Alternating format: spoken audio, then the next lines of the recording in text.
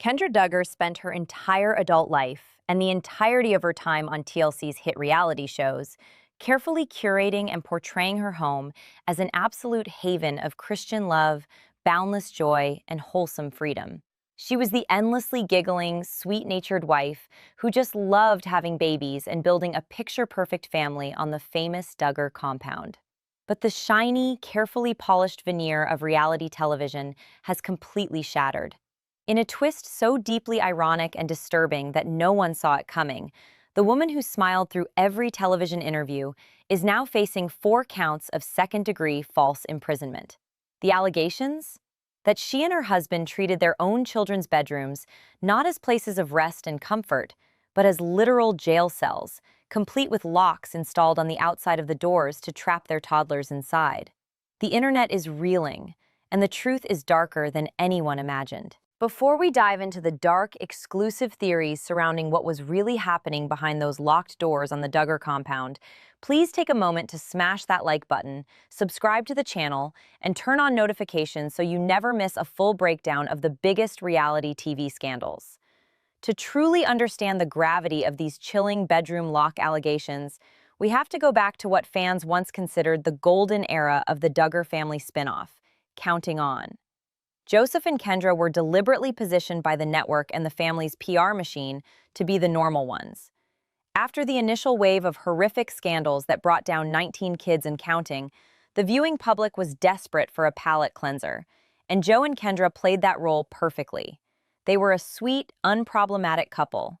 We watched their incredibly chaste courtship, their awkward but endearing roller skating dates, and their massive, beautiful wedding. They seemed to genuinely adore each other, and as the pregnancy announcements began to roll out, one after another in rapid succession, their house on the Duggar compound was pictured as this bustling, happy, chaotic environment full of energetic toddlers. They built a beautiful log cabin-style home right there on the family property in Tontitown, Arkansas. The aesthetic they sold to the world was the ultimate traditional family dream, long before the tradwife trend ever took over social media. We saw sweeping drone shots of their property, scenes of Kendra baking cookies, sweeping floors, and managing a growing brood with a perpetual high-pitched laugh. Kendra was practically the poster child for the ideal fundamentalist woman, submissive, cheerful, unquestionably obedient, and eternally patient.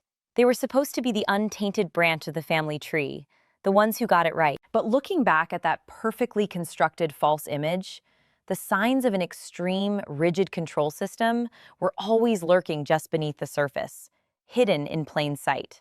The first cracks in this facade didn't start with criminal charges.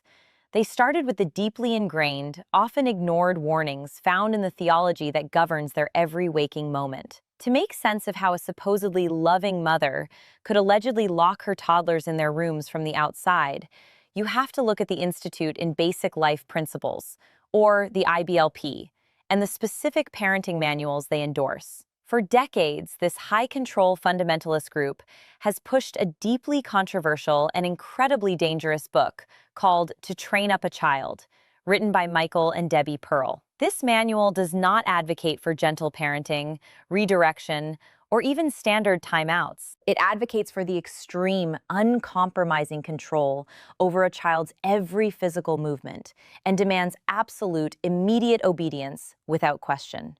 One of the core practices pushed by this ideology is known as blanket training. In blanket training, parents are instructed to place an infant or a crawling toddler on a small blanket on the floor. The parent then places an attractive toy just outside the boundary of the blanket. If the child naturally reaches for the toy or attempts to crawl off the blanket, the parent is instructed to immediately strike the child with a flexible instrument, like a ruler or a piece of plumbing line.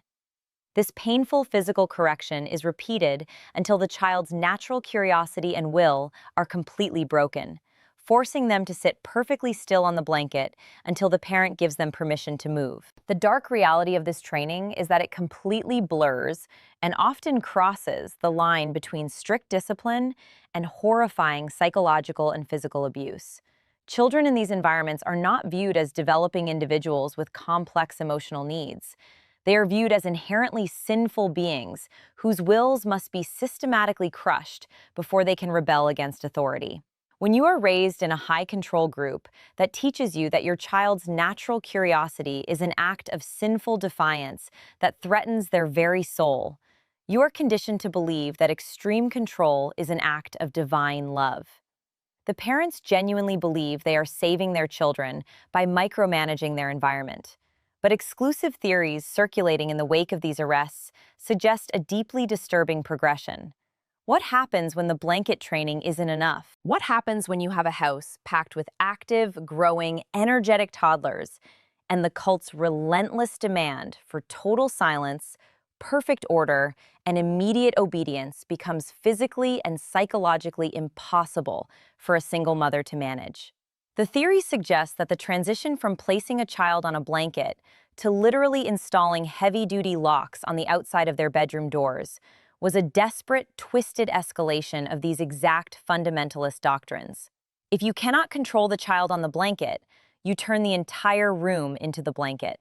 You lock the door from the outside, effectively creating an inescapable cell where the child is forced into compliance through total physical isolation. This isn't just a poor parenting choice. It is the ultimate expression of a deeply paranoid, control-obsessed ideology that views the absolute confinement of a child as a justifiable means of enforcing obedience. The psychological toll of living up to this impossible standard while under the blinding spotlight of reality television cannot be overstated. Kendra and Joseph were living in a fishbowl, pressured to present an image of effortless, joyful, faithful parenting to millions of viewers, while simultaneously adhering to the dark, draconian rules of their insular religious community. The cult isolates its members from mainstream society, ensuring that young parents like Joseph and Kendra have absolutely no access to normal, secular parenting advice. If a toddler is going through a completely natural sleep regression, or experiencing severe separation anxiety, or having a standard behavioral tantrum, these parents cannot call a pediatrician or consult a child psychologist. They are forced to turn back to the cult manuals, and the manuals always tell them to double down on their authority. The prevailing theory is that these exterior locks were not installed overnight. They were likely the final result of a slow, creeping normalization of captivity, disguised as biblical discipline. They arrogantly believed that their religious right to raise their children however they saw fit completely superseded the basic human rights of those children. They thought they were untouchable behind the gates of the Tontitown compound, shielded by their family's wealth, influence, and the carefully crafted illusion of their television legacy. But the hubris of thinking they could hide such a blatant physical manifestation of abuse forever was about to violently collide with reality, setting the stage for a downfall that would shake the reality TV world to its absolute core. The devastating catalyst that completely tore down the meticulously constructed walls of Joseph and Kendra's carefully curated life didn't even start with the children's bedrooms. It started with something entirely different, setting off a chain reaction of catastrophic legal consequences that no one in the Duggar family could have ever anticipated. On the afternoon of March 18th, the tranquil illusion of the Tontitown compound was shattered when police arrived at their idyllic log cabin home. But the investigators who walked up that manicured front path weren't initially there to investigate Kendra's parenting methods. They were there for Joseph. According to explosive arrest affidavits and statements from the Bay County Sheriff's Office in Florida, Joseph was facing horrific, life-altering felony charges of lewd and lascivious molestation of a minor, stemming from a 2020 family vacation to Panama City Beach.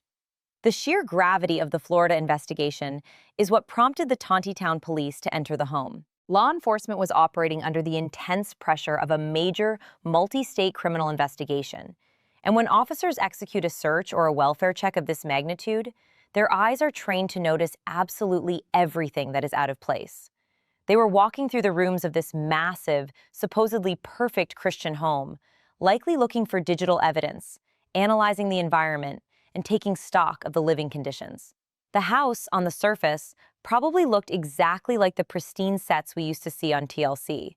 Toys were likely put away in perfectly labeled bins, the floors were probably swept clean, and the aesthetic of submissive, joyful homemaking was on full display.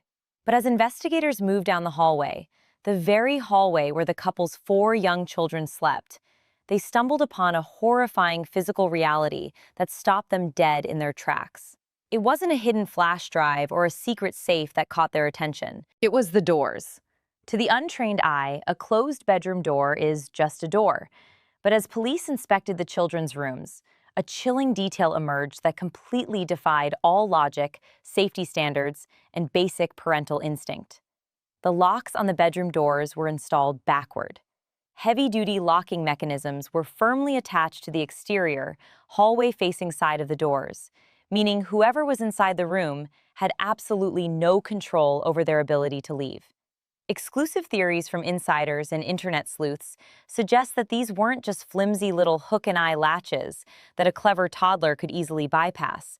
These were serious locks designed to completely seal off the room from the outside. The immediate, terrifying realization washed over the investigators. The children weren't just being put to bed, they were being physically detained. They were being locked in. Imagine the absolute terror of a 2-year-old or a 3-year-old waking up in the pitch black of the night, needing to use the bathroom, having a nightmare or feeling sick, only to walk over to their door and find it immovably bolted from the outside.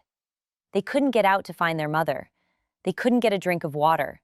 They were entirely trapped in a space that was supposed to be their safe haven. But the sheer psychological horror of this alleged setup pales in comparison to the imminent physical danger it presented. What if a fire broke out in the Tontitown home in the middle of the night? What if carbon monoxide began filling the hallway? What if there was a medical emergency and a child needed immediate help but couldn't physically reach their parents? The exterior locks turned those beautiful, rustic bedrooms into literal fire hazards and makeshift jail cells. What makes this horrifying discovery even more unbelievable is the alleged reaction of the parents. According to the unfolding narrative and the exclusive theories dominating the discussion, Joseph and Kendra didn't even try to hide the locks. There was no desperate scramble to unscrew the hardware before the police walked down the hall. There was no attempt to explain it away as a temporary mistake. They allegedly operated with a staggering level of hubris, a deeply ingrained arrogance born from years of living inside a religious bubble where the patriarchs make the rules and the outside world's laws do not apply. They allegedly believed that their fundamentalist, God-given right to discipline and control their children completely shielded them from the laws of the state of Arkansas. In their warped, cult-driven reality, locking a toddler in a room from the outside wasn't viewed as a crime. It was simply extreme sleep training. It was just another tool to ensure perfect, unbroken obedience and absolute silence so the parents wouldn't be disturbed. They had spent years watching the Duggar family evade accountability for far worse, hiding behind a shield of religious persecution and massive TLC paychecks. They genuinely thought they were untouchable. They thought the police would just look at those exterior locks, nod in understanding at the difficulties of raising 4 young kids, and walk away. They arrogantly assumed that the badge of being a Duggar was a get-out-of-jail-free card for whatever happened behind the closed doors of their compound. But they were dead wrong. The sheer audacity of leaving evidence of false imprisonment literally screwed into the wood of their home was the ultimate self-own, and it triggered a legal avalanche that they could not pray away. The moment the Tontitown police documented those exterior locks, the scope of the investigation drastically shifted, and the impenetrable fortress of the Duggar family secrets began to violently collapse. The police report inevitably hit the desks of the Arkansas Department of Human Services, and DHS does not play around when it comes to the physical entrapment of minors. A mandatory home study and welfare check were instantly triggered. The state stepped in with a swiftness that must have left the sheltered couple completely breathless. Suddenly, the focus wasn't just on Joseph's sickening Florida charges. The spotlight was intensely glaring directly onto Kendra. The sweet, giggling, submissive wife who had spent her entire public life baking and smiling was now staring down the barrel of the criminal justice system.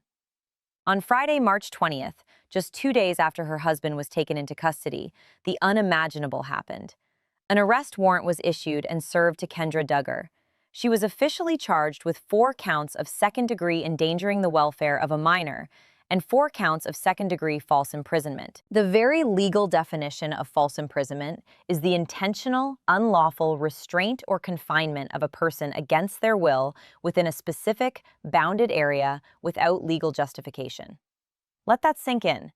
The state of Arkansas looked at those reverse door locks and legally determined that Kendra and Joseph Duggar were intentionally and unlawfully detaining their own toddlers.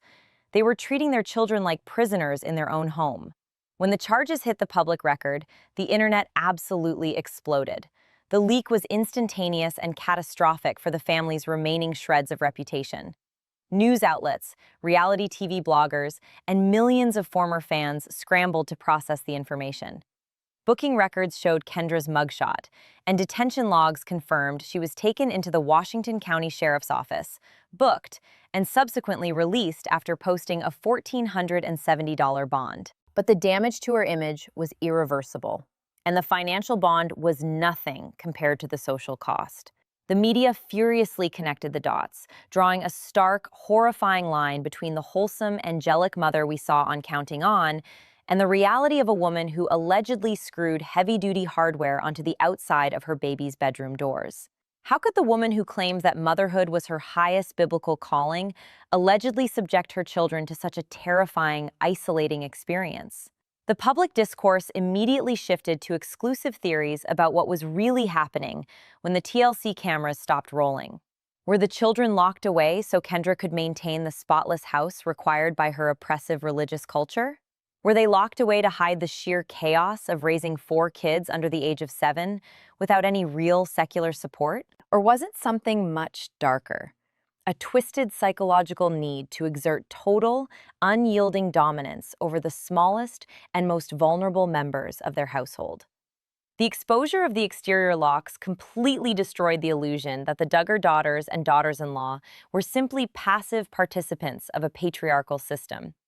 It revealed that they could also be the active enforcers of its most draconian, cruel, and dangerous practices.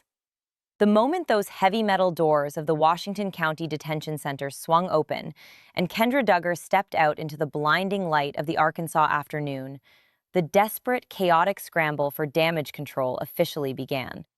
She had just posted her $1,470 bond, a seemingly insignificant amount of money that bought her physical freedom, but plunged her directly into a psychological nightmare of her own making. There were no TLC camera crews waiting to capture her best angle, no producers ready to feed her a script about leaning on her faith in a trying time, and no carefully arranged lighting to soften the harsh reality of a fresh mugshot circulating across the globe. Instead, she was stepping out into a world that had completely turned on her overnight. The public reaction was swift, merciless, and deafening. Across every social media platform, the hashtag #MonsterMom began to aggressively trend alongside her name. The very internet that had once affectionately praised her for her sweet demeanor and her seemingly flawless transition into motherhood was now ripping her apart with a ferocious, righteous anger. The carefully curated, highly profitable brand she had built over the last several years was disintegrating into ash right before her eyes, and the sheer panic of that realization sent her completely spiraling. Exclusive theories surrounding the immediate aftermath of her release suggest that Kendra did not return to the log cabin home in Tontitown where the alleged crimes took place. The compound, once a symbol of the family's impenetrable wealth and power, was now a designated crime scene, crawling with investigators, forensic technicians, and caseworkers from the Department of Human Services. She couldn't go back to the house with the reversed locks, so she vanished. Sources and internet sleuths speculate that she immediately fled to a heavily guarded, undisclosed private residence, completely cutting herself off from the outside world. She wasn't just hiding from the paparazzi, or the relentless swarm of true crime vloggers setting up camp outside the Duggar property line. She was hiding from the devastating, impending reality of the Arkansas family court system. The Department of Human Services had already established a massive foothold in her life, and the terrifying prospect of permanent family separation was no longer just an abstract fear. It was a looming, very real probability. In the high-control, fundamentalist world of the IBLP, a woman's entire worth, her very identity, and her salvation are inextricably tied to her ability to bear and raise children for the movement. Without her children, Kendra was essentially stripped of her only sanctioned purpose. The fear of losing permanent custody to the state is reportedly eating her alive, prompting frantic, closed-door meetings with high-priced defense attorneys and crisis PR managers, all desperately trying to figure out how to spin the unspinnable. How do you draft a press release explaining away deadbolts on the outside of a toddler's door? You can't. And as she sits in absolute isolation in that private residence, terrified to even look at her phone, she's being forced to confront the monstrous label the world has rightfully slapped across her forehead. But to fully grasp the sickening gravity of this situation, we must look past the legal scramble and the public relations disaster and focus purely on the catastrophic betrayal that took place within the walls of that Tontitown home. When you strip away the reality TV fame, the massive compound, and the extreme religious doctrine, you are left with the most fundamental, sacred duty of a parent: the absolute obligation to provide a physically and emotionally safe environment for your child. A home is supposed to be a sanctuary. A bedroom is supposed to be a place of warmth, comfort, and peaceful rest. When a child wakes up in the dark, disoriented and afraid, their most primal instinct is to seek out the safety of their mother or father. By allegedly installing those heavy-duty locks on the outside of the doors, Kendra and Joseph committed the ultimate betrayal of that primal trust. They took the sanctuary and actively weaponized it, transforming a place of rest into a literal holding cell. They isolated their children out of a desperate, selfish, and deeply pathological need for total environmental control. They could not handle the completely normal, chaotic, and messy reality of raising 4 young children, so instead of seeking help, they opted to break their children's spirits in the dark. Imagine the profound psychological damage inflicted on a developing mind when a toddler realizes that their cries for help, their knocks on the door, and their absolute panic will never, ever be answered, because the person who is supposed to love them the most has deliberately trapped them.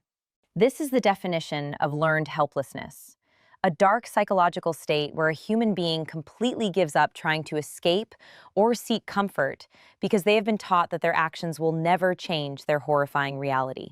The exclusive theories surrounding the prolonged use of these locks suggest that the children may have been subjected to this confinement for hours on end, forced to self-soothe in an environment devoid of any parental comfort or intervention. The Duggars isolated those babies to enforce a tyrannical silence upon their massive house, to maintain the flawless illusion of perfect, obedient children for the cameras and their cult leaders. But the universe and the justice system has a deeply poetic way of balancing the scales. Because they so callously isolated their children to assert their dominance, the state of Arkansas stepped in and inflicted the ultimate punishment: isolating the parents from the children entirely. The children were swiftly removed from the toxic, dangerous environment of the compound, placed into protective care where doors do not lock from the outside, and the parents were left standing in the ruins of their shattered kingdom, completely cut off from the very lives they tried to violently micromanage. The tragic saga of Joseph and Kendra Duggar culminates in a profound, almost cinematic level of ultimate irony that will be studied by pop culture historians and true crime analysts for decades to come. Their entire adult lives were consumed by a cult-driven obsession to rigidly lock down their environment. They were taught by the IBLP to build massive, invisible walls around their family to keep the evil, secular world out. They guarded their eyes from worldly media. They guarded their bodies with extreme modesty standards, and they guarded their minds by rejecting mainstream education and science. But that obsessive need to lock the world out inevitably metastasized into a pathological need to lock their own children in.